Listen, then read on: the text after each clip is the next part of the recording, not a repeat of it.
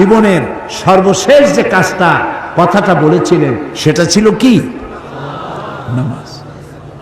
ইন্তেকালের 5 দিন আগে প্রচন্ড জ্বর হলো, মাথায় যন্ত্রণা হলো, বারবার বেহুশ হয়ে পড়েন।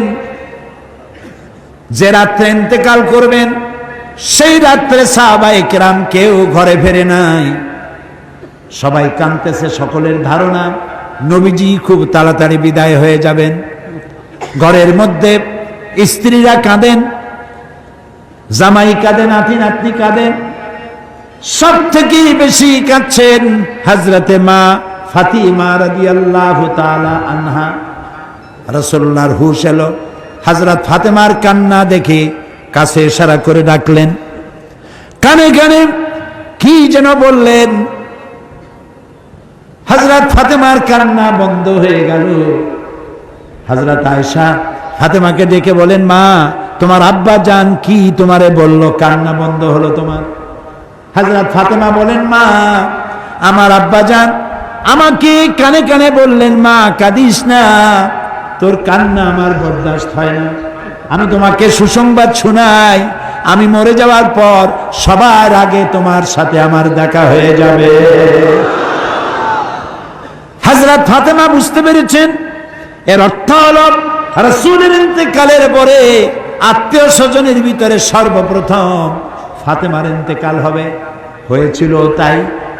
রাসূলুল্লাহ বেহুশ হয়ে পড়লেন, আবার হুশ হলো, আবার বেহুশ হলেন।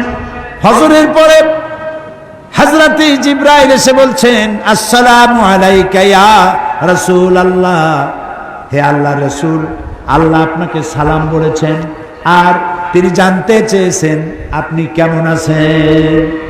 তিনি জানেন আপনি কেমন আছেন, তারপরেও তিনি জানতে চেয়েছেন আপনার মুখে আপনি কেমন আছেন। নবীজি বললেন, আমি বড়ই কষ্টের ভিতরে আছি, অসুস্থ আছি। হযরতে জিবরাইল বলছেন, ইয়া রাসূলুল্লাহ, একজন নতুন ফেরেশতা এসেছে আজ আমার সাথে, যে ফেরেশতা কোনো মানুষের কাছে আসার জন্য অনুমতি কোনোদিন চায় নাই আর কোনোদিন চাবেও না, শুধু আপনার অনুমতি চায় আপনার কাছে আসার জন্য। সে ফেরেশতার নাম মালাকুল মউত।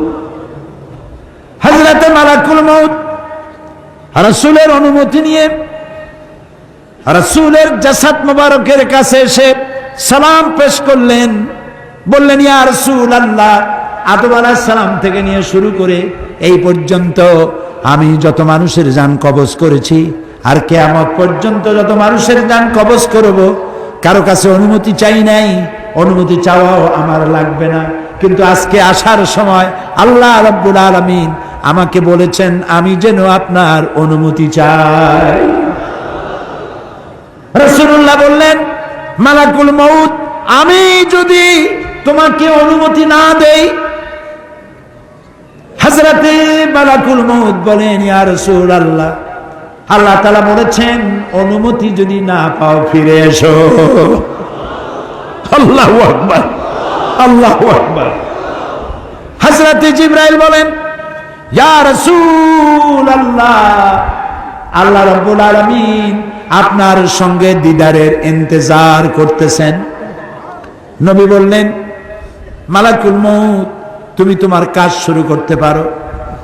মালাকুল মউত যখন জান কবজ করতে যাবে, রাসূলুল্লাহ বললেন, আয়েশা একটু কাছে আসো। ওই যে সোনা ছিল কয়েক টুকরা, সোনাগুলোর খবর কি?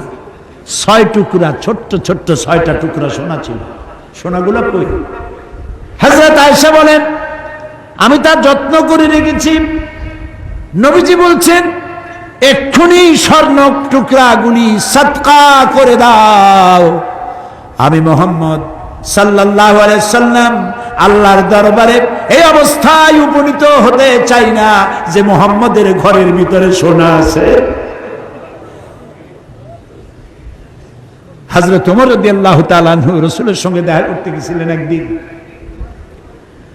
ঘরে মা আয়েশা ছিলেন না। হযরত ওমর সালাম দিয়ে ঘরের মধ্যে ঢুকে দাঁড়ায় দাঁড়ায় কাঁদতেছেন, বাচ্চা শিশুর মতো ডুকরে ডুকরে কাঁদছে। রাসূলুল্লাহ জিজ্ঞেস করছেন, ওমর কাঁদো কেন? হযরত ওমর বলছেন, আমি বিশ্বনবীর ঘর দেখতেছি, ছোট্ট একটা ঘর, এক কোনায় একটা সরাহি পানি রাখার পাত্র কাইতে হয়ে পড়ে আছে, একটা গ্লাস কাইতে হয়ে পড়ে আছে, আর এক কোনায় 1 কেজি কি আধা কেজি জব পড়ে আছে, আর রাসূল শুয়ে আছেন দড়ি দিয়া বুনানো একটা খাটিয়ার উপরে, চাদর নাই, বালিশ নাই, হাত মোবারক মাথার তলে দিয়ে শুয়ে আছে, পিঠ মোবারকে দড়ির দাগ কেটে আছে। হযরত ওমর বলছেন, ইয়া রাসূলুল্লাহ, আমি তো বরদাস্ত করতে পারছি না, বিশ্বনবী তার পিঠে দড়ির দাগ, পানির পাত্র কাইট হয়ে পড়ে আছে, খাট নাই, বালিশ নাই, আপনি আমাকে অনুমতি দেন, আমি আপনার জন্য একটা তোষক বানাই নিয়ে আসি। রাসূলুল্লাহ বললেন, ওমর, আমি তো দুনিয়ায় শান্তি করতে আসি নাই, আমি যদি ওহদ পাহাড়কে বলি ওহদ আমার জন্য সোনায় পরিণত হয়ে যা, ওহদ পাহাড়টাই সোনা হয়ে যাবে, শান্তি করতে আসি নাই। নবীজি বললেন, আয়েশারে সোনাগুলি বিতরণ করে দাও, সাদকা করে দাও। মালাকুল মউতকে বললেন, তুমি তোমার কাম সারো। জান কবজ শুরু হয়ে গেল। নবীজি জীবনের শেষ কথা মুখ থেকে উচ্চারিত হলো, আসসালাত আসসালাত ওয়া মা মালাকাত আইমানুকুম, ও আমার উম্মতেরা, নামাজ নামাজ।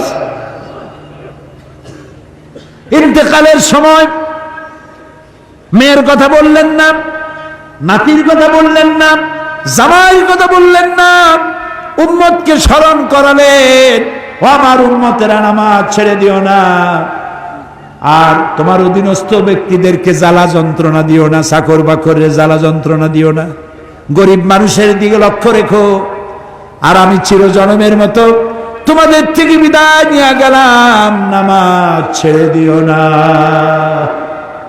কিয়ামতের দিন ওই রাসূল যদি আমাদেরকে উম্মত বলে পরিচয় না দেন, জান্নাতে যাওয়ার উপায় নাই।